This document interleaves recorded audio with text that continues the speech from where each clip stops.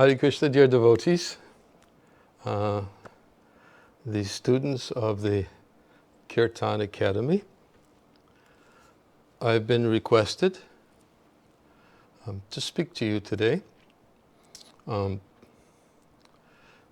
have to confess, it's a new concept for me, and I'm somewhat of a traditionalist, and from, I guess you could say, from the old school.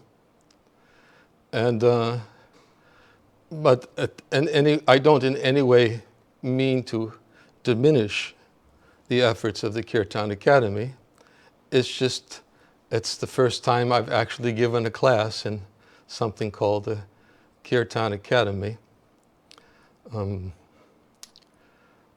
I was, a short anecdote, maybe I would like to share, that when I was a new bhakta, it was probably 1973, and I remember sitting down on the floor with the vice president of the temple, and he asked me to get a mridanga, and I went up to the temple room and brought it back down. He says, "I want to show you how to play mridanga." And he chanted the mantra when he played the mridanga, "Tini tini ta teo tanakate ditya ditya da." And then he said to me, "Do you remember that?" And I told him that I had heard it before, but I never really applied it. So he did it one more time. And then he handed me the mridanga, and then he said, "You try it." So I fumbled with it a little bit, and he was very patient with me and watched me.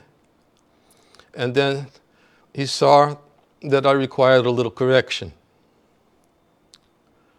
So he took the mridanga back and did it again, this time correcting the mistake I had made both with the mantra and its corresponding beat on the mridanga.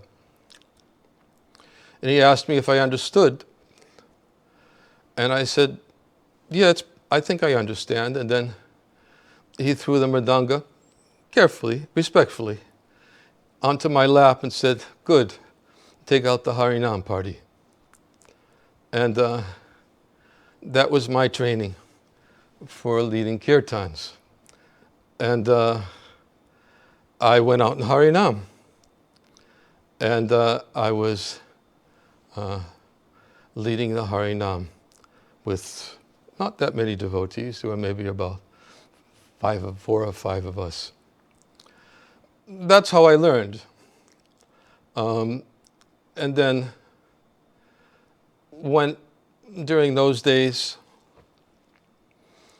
we would always go out in Harinam during the day and then come back in the evening for Sundar Artik. Prabhupada called it the sandwich, the devotional sandwich, morning program, chanting during the day and then coming back in the evening. And we would have Sundar Arti and Bhagavad Gita class. And during Sundar Arti, the same devotee, vice president, would give a very stern look at me and say, "Pick up the mridanga, follow me." And I was forced to do that every evening because we had Sundar Arti every evening.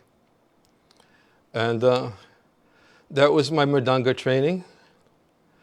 And my harmonium training was in a very similar way by the same person who learned a lot of his melodies from Vishnu Jan Swami and shared them with me. And as I said, I use this little experience that I had, not in any way to diminish the efforts that are made in Kirtan Academy.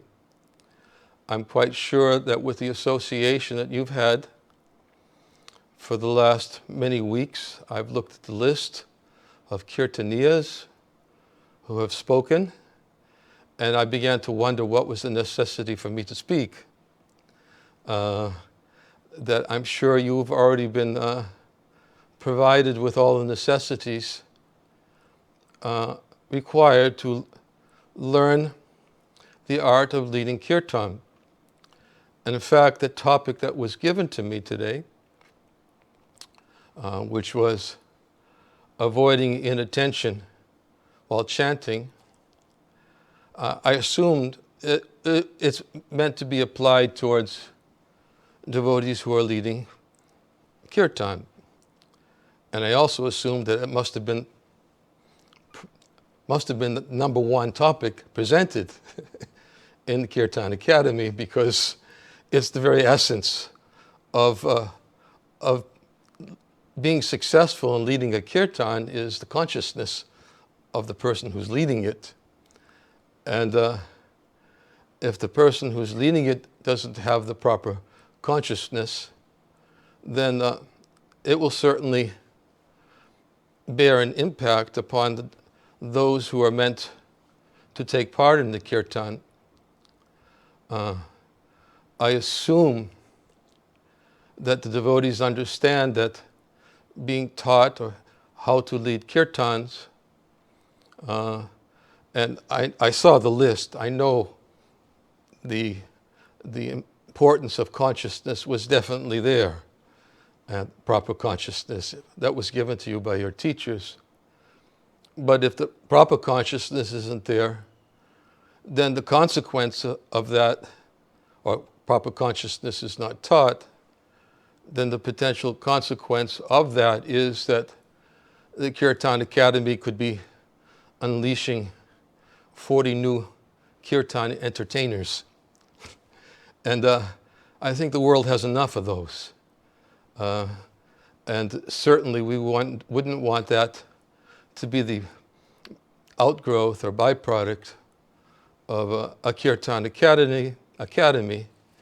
We want devotees who are interested in teaching others how to be servants of the holy name of the Lord, which is the essence of instruction, which falls on the head of the person who's leading the Kirtan. And not that he teaches it by preliminarily instructing everyone about it, but he teaches it by imbibing the proper consciousness and the example in the responsibility that's been given to him to lead a Kirtan. So that's a short introduction. I wanted to say also, as part of this introduction, I hope you'll forgive me. I've been under lockdown practically for about 1.5 years. And one of the things that has resulted of this being in this state for 1.5 years is I've become somewhat of a nonconformist. And being a nonconformist means that if somebody tries to impose a schedule on me, I'm not very much influenced by that. So I'm following my own schedule. I'm going to speak to all of you this evening. And when I feel that I've presented my message, whatever time it may be, whether it's 15 minutes from now, whether it's 20 minutes from now, whether it's a half hour from now, or whatever it may be, when I'm finished, I will seek your blessings to depart. And I'll let you continue however your teacher or facilitator I assume he's a facilitator more than just a teacher. He has a lot of teachers who've come to take part in this Kirtan Academy. I'll let the facilitator decide how to use the rest of the time. I can't say, as I said, being a nonconformist means that I'll follow my own time, and when I feel the message I wanted to give is finished, I'll end. And although I've heard that there's a schedule, schedules don't mean much to a person who's been in lockdown for a year and a half and who's been confined to a camera and a computer monitor screen, both of which has caused him excessive, serious case of Zoom fatigue. And I hope that when I resume, I don't want to use that word resume, again, it's too close to Zoom, but when I start again traveling, I hope I don't have to see a camera and a monitor again for quite some time. But nonetheless, the nonconformist I've become, I felt obligated to at least help you understand that I'm not following any schedule today. And that's a part of my introduction, first announcement. And it's interesting that I was asked just recently, beginning of this week, I was asked by a godbrother if I would review a book he's written. And he confided in me why he would appreciate my review and if he would appreciate anything I would have to offer to him and share. And yesterday, one quote from the book found me. I use that expression, found me, because I didn't select it for today's talk. I read it yesterday in the book I was reviewing for my godbrother, and I would say the quote found me because it was so, so relevant to the topic being discussed today. I found that quote, and again, in an unprepared way, in an predetermined way. I was also reviewing some material that was sent to me from some lectures I gave last year for a new book that will be published. And during those lectures, I had compiled some quotes from Srila Bhaktisiddhanta Saraswati Thakur. I won't even call them quotes. They're almost like sutras. They're really just short sutras about chanting. And while I was reviewing my godbrother's book yesterday, I was also reviewing the material that was sent to me yesterday from this book. And it just so happened the section that I was reviewing, these sutras were there. Again, I felt they found me. They found me because both Srila Prabhupada and Srila Bhaktisiddhanta Saraswati Thakur wanted me to see them the day before I was to give a talk about leading Kirtan and avoiding inattentiveness while chanting, and especially for those who are leading Kirtan. So I wanted to begin with the quote that I had read yesterday from my godbrother's book, and I'll read it, speak a little bit about it, and then I would like to read a couple of the sutras from Srila Bhaktisiddhanta Saraswati Thakur because they're very intimately connected. The quote, I called it, "You Simply Hear."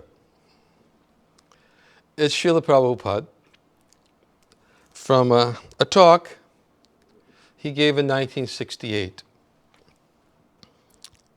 He was asked a question by one devotee. Excuse me, I just need a little water. I remember when I was with Vishnu Jan Swami once on Harinam in 1973. He used the example when he was telling a little story to all the people on Harinam. He used to use it often. He said, if I'm thirsty and I chant water, water, water, water, water, it doesn't do any good. So he said, but when we chant Krishna, Krishna, Krishna, because Krishna is personally in his name, immediately we can experience how Krishna and his name are non-different. But I can't chant water, water, water right now. You'll have to forgive me. I have to drink a little bit because I'm a little parched.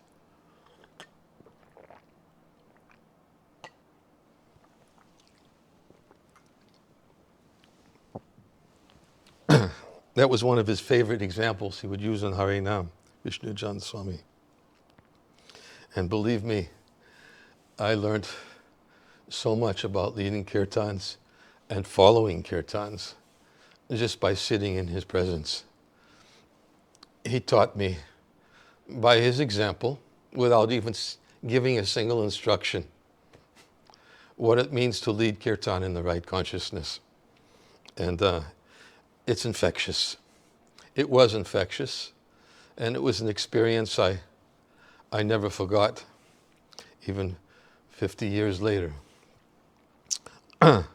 So this is a quote from Srila Prabhupada from 1968 called, "You Simply Hear." And one devotee is asking a question, and then another devotee, because Prabhupada didn't hear it, is repeating the same question that the first devotee asked. So the question is, what should you be thinking about when you're chanting? And then the devotee was asking Prabhupada, what do you think about when you're chanting? Prabhupada, chanting? You simply hear. When you say Hare Krishna, you try to hear the very sound, Hare Krishna. That's all. Nothing more. This is meditation. Your tongue and your ear should be engaged in sounding this transcendental vibration. Hare Krishna. Best meditation. This is also accepted in Bhagavad Gita. The best meditation. You don't keep your mind elsewhere. You keep your mind on the chanting. Hare Krishna. And here. So this is responsive. When I was chanting, you were hearing. When you were chanting, I was hearing. So it is exchange. I hear your chanting. You hear my chanting. This is the process. So there is no possibility of thinking anything else. Best and the easiest type of meditation. Fully actually, you at once become on the transcendental plane. Therefore, we feel like dancing. You see? Prabhupada used to say it a lot. You see? So practice it, and you'll see how spiritually you are making advancement. Now, someone could read this and think, this is 1968. Certainly Prabhupada didn't expect this to be the standard forever. Best meditation. So many other things a devotee should hear, and probably has heard during the course of many years, which may make him more conscious of a deeper meditation than just what Prabhupada described, best meditation.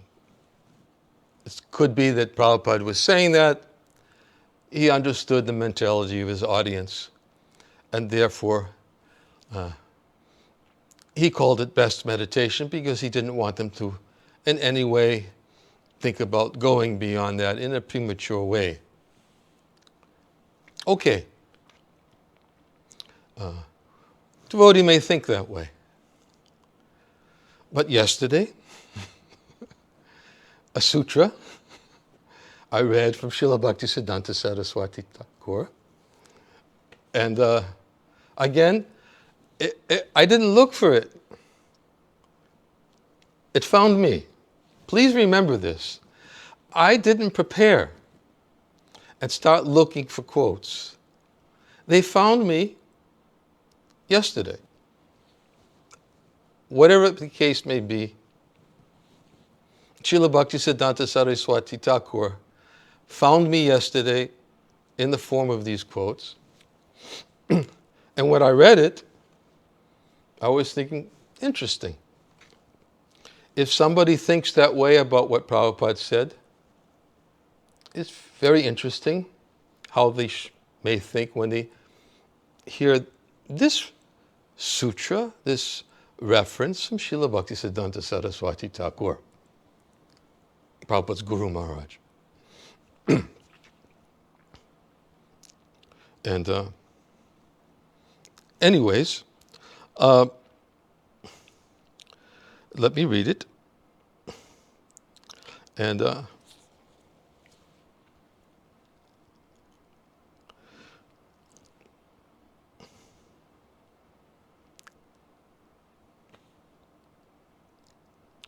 we should pray to the holy name in such a way that the holy name bestows its mercy upon us. It is not the business of those filled with anartas to remember the Astakaliya Lila. When we learn to hear as we chant, the opportunity to remember will arise automatically. At that time, remembering the Astakaliya Lila will become possible. There is no need to try for it artificially. And then, interesting, in the same page that I was reading yesterday was another shorter sutra.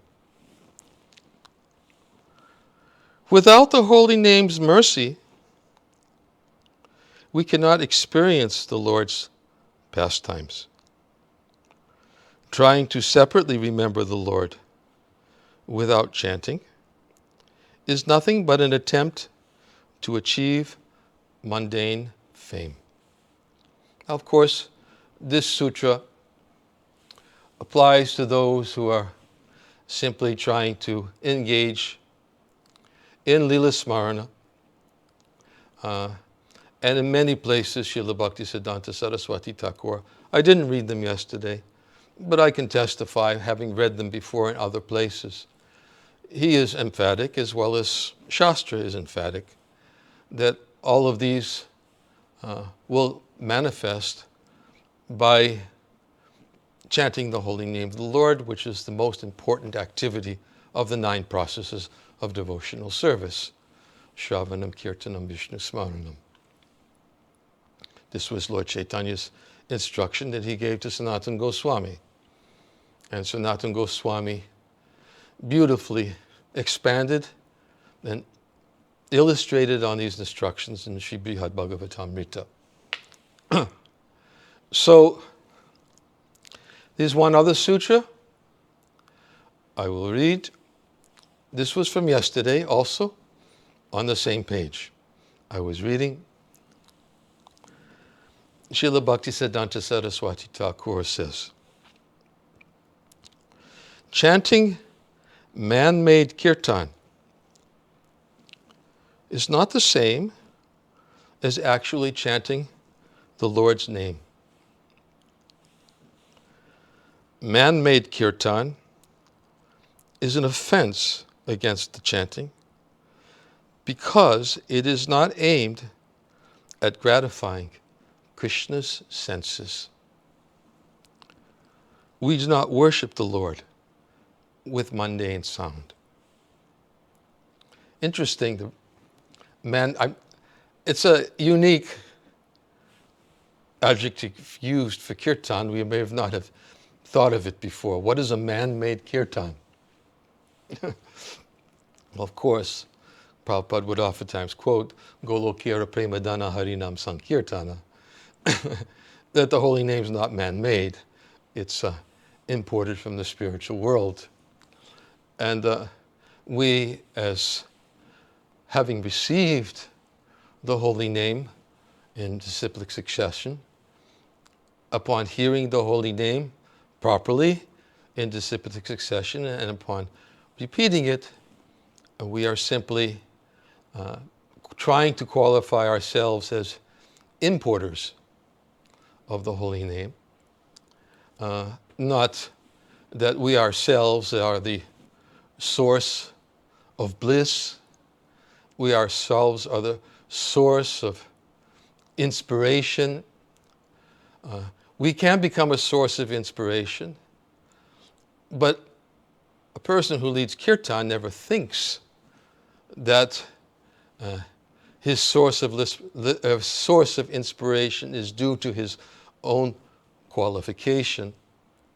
He always thinks that if I can be any source of inspiration to anybody, it's because by my intensity of my prayer, I'm trying to satisfy Krishna's senses. And if he so wishes, he may come and inspire others. Who am I? I'm simply a servant of Sri Nam Prabhu. And a person who leads kirtan should think this way. That's how to teach. He's not only leading kirtan, he's not entertaining, as we've already explained, but he's teaching how to become a servant of the holy name of the Lord. And what does a servant of Sri Nam Prabhu think of? Srila Bhaktisiddhanta Saraswati Thakur explains here that chanting is aimed at gratifying Krishna's senses. If it's not aimed at gratifying Krishna's senses, first and foremost, then he calls it man-made kirtan. And he said that it's an offense against chanting because it's not aimed at gratifying Krishna's senses. And we cannot worship the Lord, satisfy the Lord, please the Lord with a mundane sound. He's attracted, as we know, by devotion. That's what invokes his presence. That's what invokes his attention. I oftentimes quote a verse from Prahlad Maharaj in this connection, which just comes to my mind, where he speaks to his friends. He says, "O my friends, O sons of demons," he knew who they were, "you cannot please the Supreme Personality of Godhead if you become expert Brahmins, nor by it becoming advanced in etiquette or in vast learning. None of these qualifications will awaken the pleasure of the Lord, nor by austerities, nor by accepting vows, nor by chastity,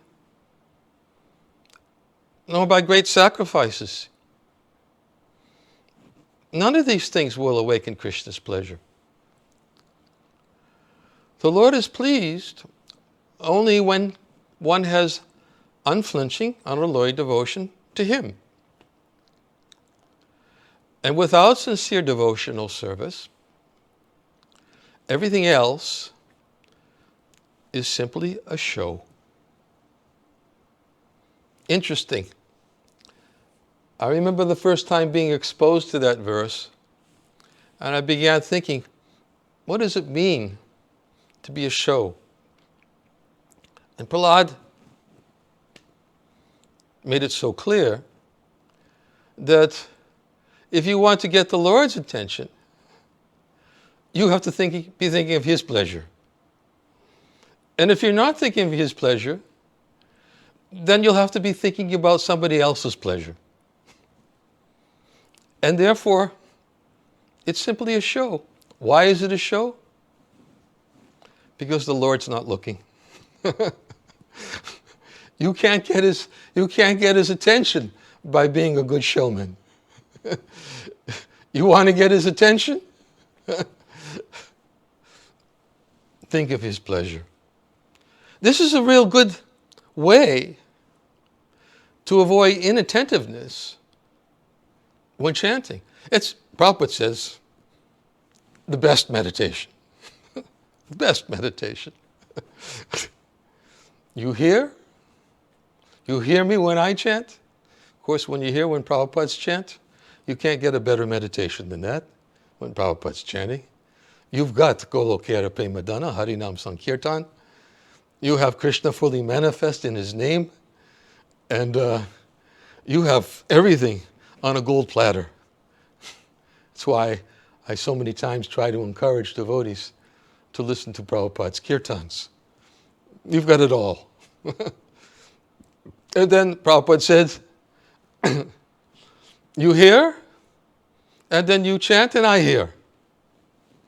Prabhupada used to take great pleasure in hearing his disciples chant.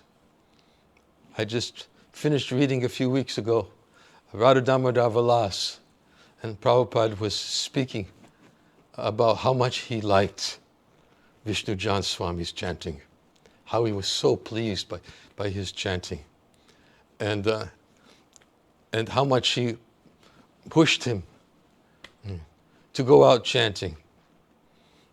Prabhupada taught him, Vishnu Jan Swami learned how to chant in the right mood, in the right consciousness, and in his presence, you felt the presence of Krishna in His name. Right consciousness. So, when right consciousness is there, you're teaching others. It's not a show. You're not trying to get anyone else's attention. Right consciousness, as Srila Bhaktisiddhanta Saraswati Thakur says, thinking about gratifying Krishna's senses. It's a very good meditation. It's a way to avoid inattentiveness. If a devotee prepares himself to think in that way, if he understands the impact. I didn't understand I have to confess, When this godbrother threw the mridanga on my lap and said, take out the Harinam party, it didn't fully hit me. The impact of what was being asked of me. I can't say when it really hit me. It probably still hasn't hit me. And it's been almost 50 years later. But there's a lot of impact expected when one is asked to lead a kirtan. It's not because, oh, I have a good voice, or oh, no, this is not the criteria.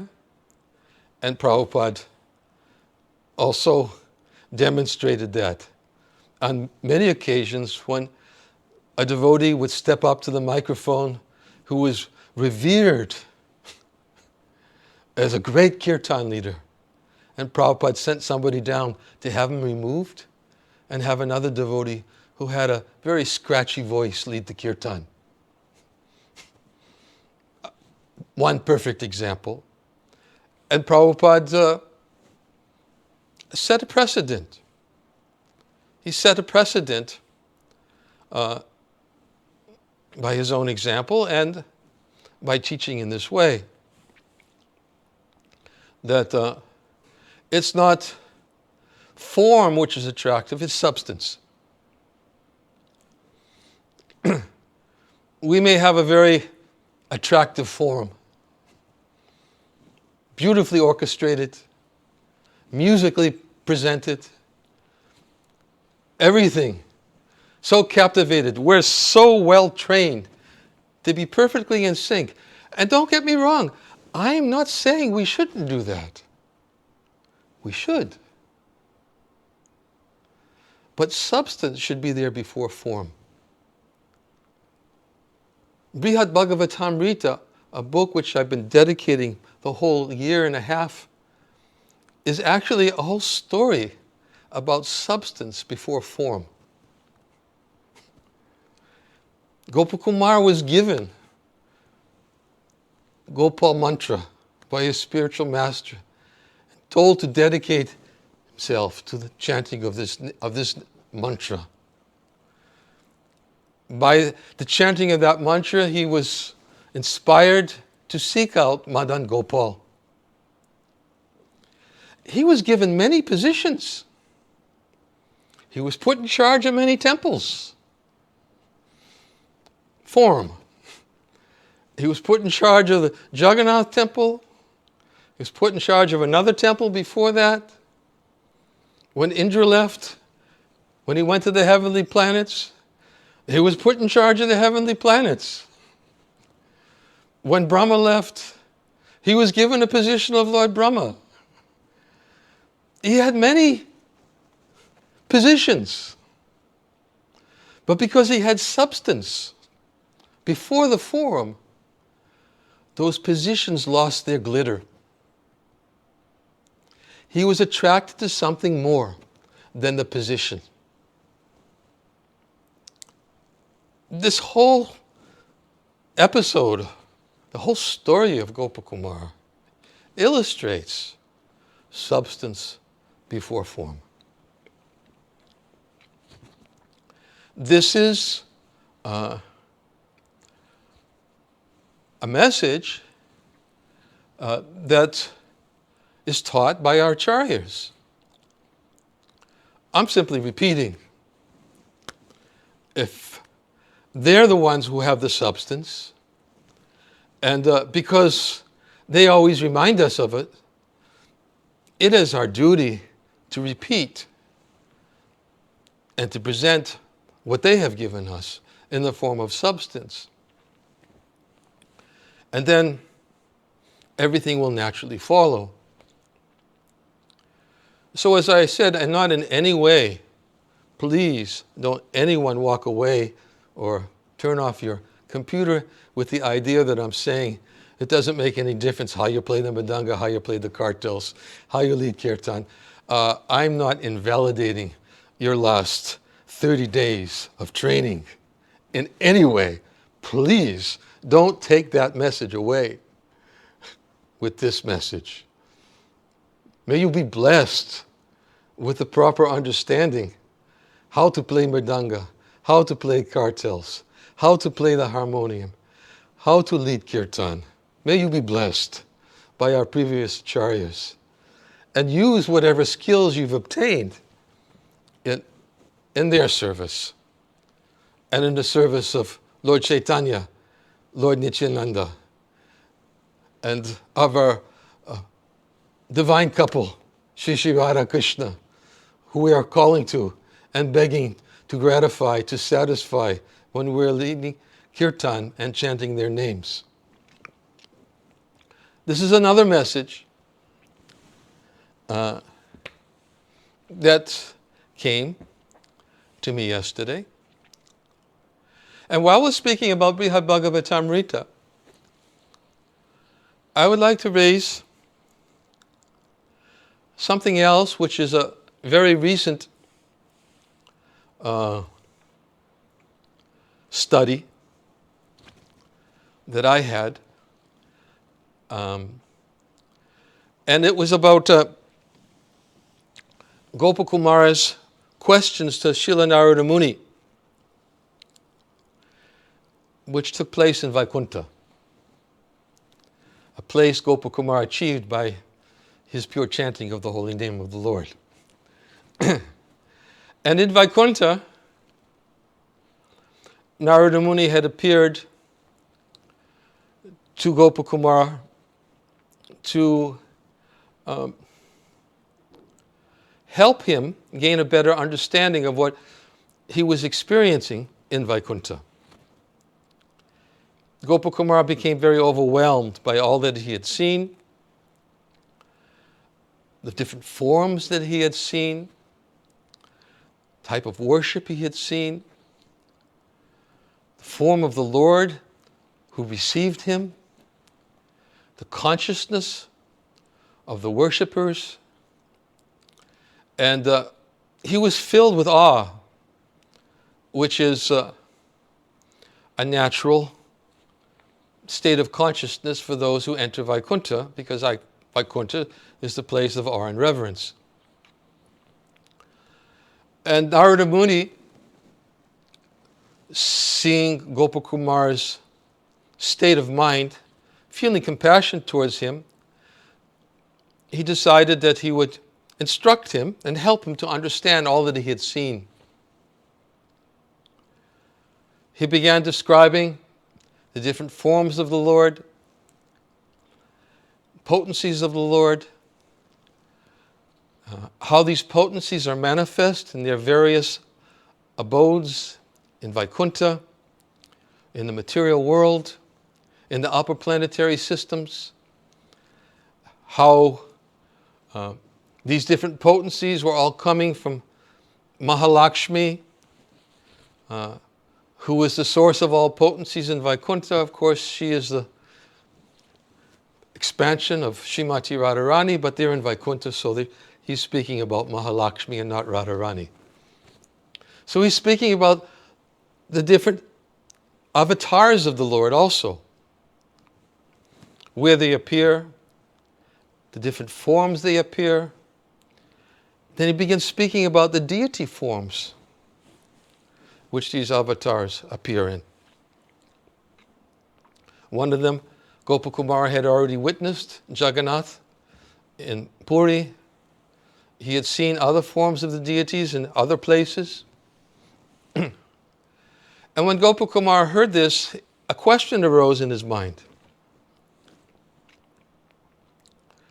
And he felt compelled to ask this question of Narada Muni.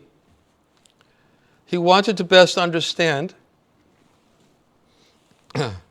why is it that when you're describing about how the Lord manifests himself fully in a Satchidananda form, in the form of the deity, and anybody who worships this form, as you have explained, can achieve complete perfection by such worship.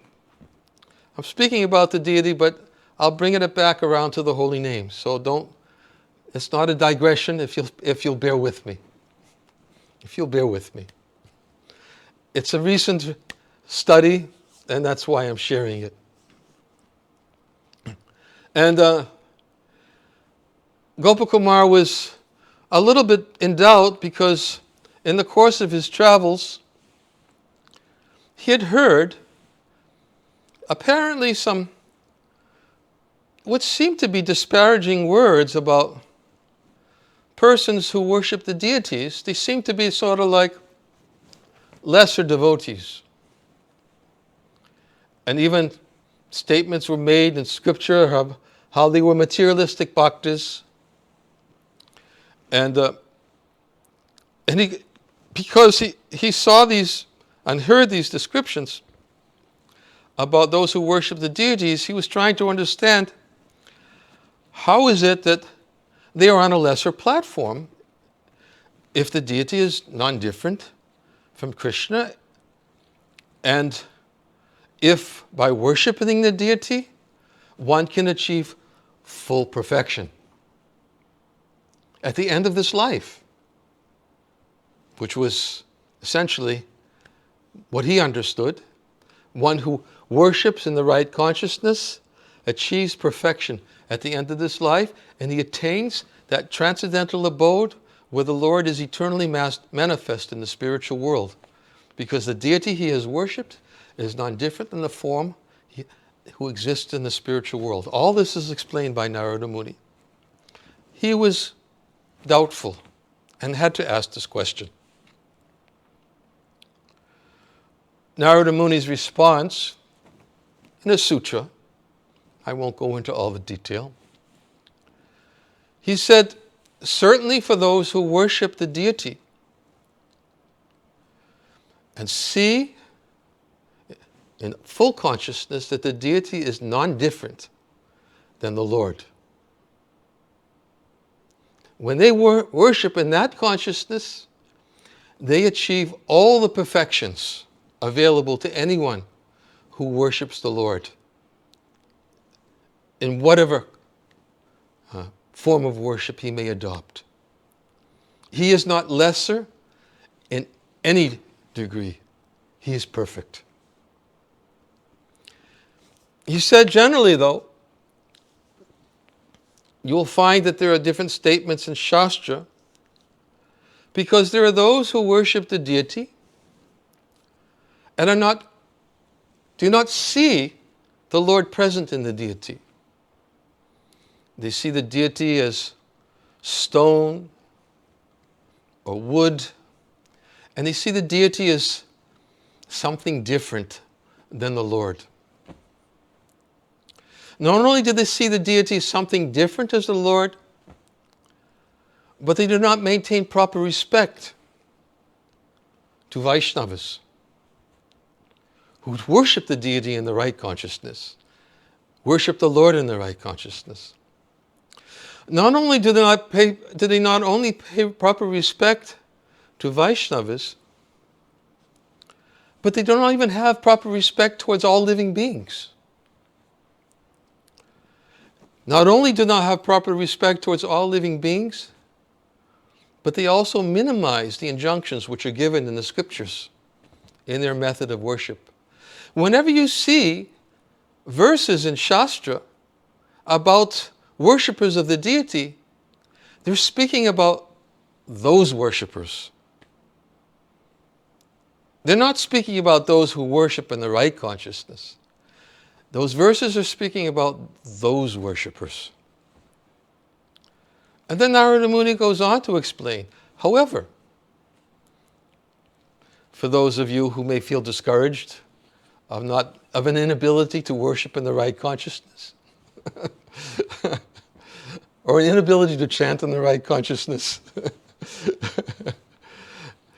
the Lord is very merciful. He's very kind. In more ways than we could possibly imagine. Narada Muni goes on to explain to Gopakumar that even those who do not worship in the proper consciousness, if they remain steady and faithful to the worship of the deity, even if they don't have the right consciousness. Over time, it may not happen quickly. And emphasis is given in so many references, it will take time. But the same perfection achieved by those who worship in the right consciousness will come to those who don't have the right consciousness, as long as they continue their worship. Okay, how is this connected? Well, there's a wonderful reference I wanted to give from Srila Bhaktivinoda Thakur, where he speaks about two forms of the Lord, which are very merciful. And both those forms are the means for perfection. There is the form of Vachya and the form of Vachaka. These are two forms of the Lord. I wanted to read just simply a few verses from Gitavali, which puts a little bit of this into focus of what I wanted to mention. How is it connected to the holy name? Well, if one remains faithful and continues to serve the deity, even if the right consciousness is not there, then, as Narada Muni assures, although it will take time, the same perfection will be awarded to that worshipper because of that steady worship that he was not willing to give up. In the same way, same is spoken about those who chant the name of the Lord. Bhaktivinoda Thakur speaks about it in Sri Bhakti Loka, using Haridas Thakur as the example. That Haridas Thakur stated that to the Kazi, you can cut my body to pieces, but I will never give up the chanting of the holy name of the Lord. Bhaktivinoda Thakur states, this type of determination is required for one who chants the holy name of the Lord. I will go on chanting. Namaparada yuktanam namanyeva haranchigam avrishanti prayuktani tanyevarta kritani cha.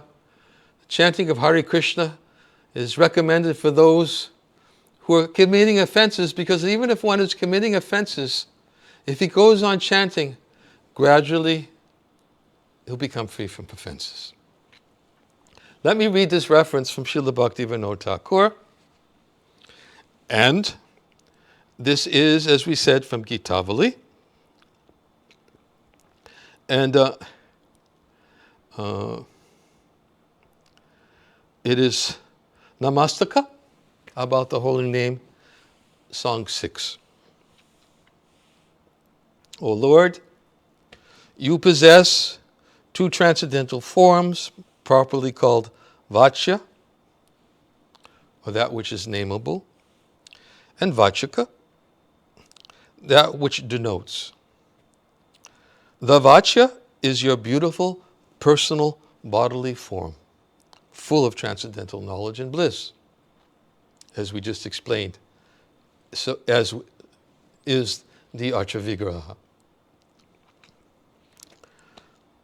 The Vachaka forms are your holy names, such as Sri Krishna and so forth, thus appearing in the form of transcendental sound vibration. You are the resting place for the bliss of all souls. Your unlimited manifestations are found in these two forms. Unlimited manifestations are found in these two forms, as we explained. That's what Narada Muni revealed to Gopakumar. Taking pity and being very kind, they confer upon the fallen souls entrance into your divine pastimes. But of these two forms of yours, O Lord, I have understood that your Vachaka form to be even more merciful than your Vachya form. Thus do I find your holy name most wonderful. It is the declaration of the Vedas that the holy name of the Lord and the Lord himself are non-different, yet still the holy name is more merciful than the Lord himself. If one is an offender to Lord Krishna personally, but has genuine faith in the holy name and calls out with all his heart and soul, Ram, Krishna, Hari, then all his offenses are cast far away, and he floats without difficulty in the ocean of divine bliss and transcendental mellows. A person may commit offenses to the Vachya or the transcendental figure of the Lord, but if he is under the shelter of the pure holy name, he crosses over all those offenses. At the lotus feet of Srila Rupa Goswami, Bhaktivinoda begs for constant loving attachment for the Vachaka or divine holy name of the Supreme Lord. Worship of the deity form, proper worship, is to see and to worship in the consciousness the deity is non-different from Krishna. Worship of the name of the Lord in the proper consciousness is to understand that Krishna is non-different from his name. And anytime I'm given an opportunity to serve him by chanting his names, I should be thinking how to gratify his senses. That's the instruction which has been given. I should be thinking how his senses can be pleased by chanting Hare Krishna. It is for his pleasure. Others' pleasure will naturally follow if we think of his pleasure. I somehow, forgive me, I can't remember the exact place and time. Believe it was in Mayapur, I don't remember the year, when Prabhupada was once instructing some devotees. You can look it up. I haven't looked it up, but I remember reading it, so I'll repeat it. Prabhupada said, it is not our business to please the senses of those who have come before us on Sankirtan. It is not our business to please their senses. He said, if we're simply interested in pleasing their senses, then why don't we go out and chant in the streets naked? They would like that. So Prabhupada was impressing this point, that our service of chanting the holy name of the Lord is not to gratify the senses of the audience. It is to gratify Krishna's senses. It is to gratify the senses of those who've given the order to chant those names. And if we worship them and serve them in this consciousness, others will be influenced. They may be negatively influenced. You may find people will, especially on Harinam, people will throw things at you. Sometimes devotees used to ask me when we go out in Harinam regularly, it says, how do you know that you're not supposed to preach the holy names of the Lord to the faithless when we're out in Harinam? How do we know? I used to tell them that, well, just go out and chant the holy name of the Lord in a humble state of mind, thinking yourself lower than the straw on the street, devoid of all sense of false prestige, ready to offer all respects to others.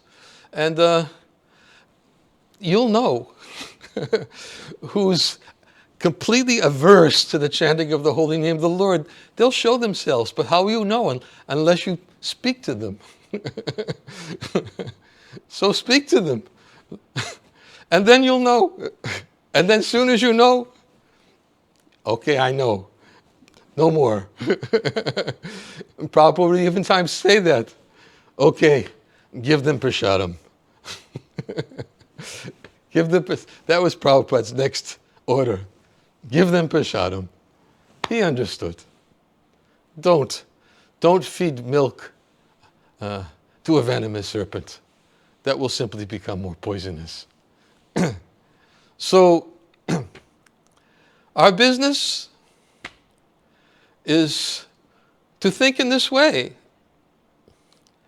And I would like to read and end. I'm going to end. I didn't speak. I'm going to end. Yes, I'll end with a quote. One more quote from Srila Bhaktisiddhanta, who appeared yesterday. I wanted to read it. Again, appeared for the purpose of, I assume, relevance to today's talk. And he says,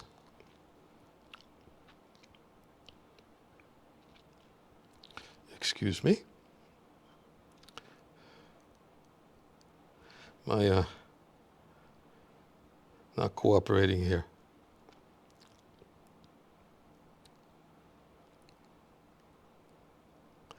By chanting Krishna's holy name under the spiritual master's guidance, we quickly attain good fortune. If material thoughts appear in the mind while chanting, do not lose interest or slow down the chanting. Such useless thoughts will gradually be destroyed by the chanting itself. Do not be in a hurry to achieve the goal. It is not possible to attain the result in the beginning. If we develop love and devotion for Krishna's holy name, the hankering for material thoughts will diminish. How can we hope to vanquish material thoughts unless we become extremely eager to chant? If we simply chant with body, mind, and speech, Sri Nam Prabhu will display his supremely auspicious form. Thank you very much. I will end here, and I thank you for the opportunity to share these few quotes with you from our previous acharyas. Especially relishable is Srila Prabhupada's quote, simply here, just simply here. I chant, you hear, you chant, I hear. Best meditation. Best meditation. Thank you very much. Hare Krishna. All glories to Srila Prabhupada ki Jai.